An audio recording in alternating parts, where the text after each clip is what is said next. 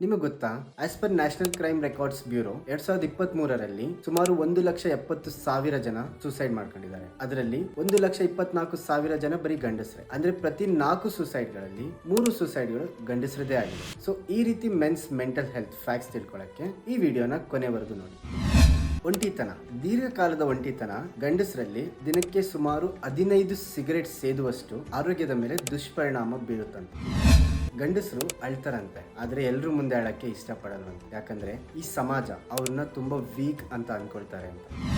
ಗಂಡಸರು ಡಿಪ್ರೆಷನ್ ಇರೋದು ಗೊತ್ತೇ ಆಗಲ್ವಂತೆ. ಯಾಕಂದ್ರೆ ಅವ್ರ ಡಿಪ್ರೆಷನ್ ದುಃಖದ ರೀತಿಲಿ ಮಾತ್ರ ಅಲ್ಲ, ಮೌನ, ಕೋಪ, ಕಿರಿಕಿರಿ ಈ ರೂಪದಲ್ಲೂ ಕೂಡ ಕಾಣಿಸ್ಕೊಳ್ಳುತ್ತಂತೆ.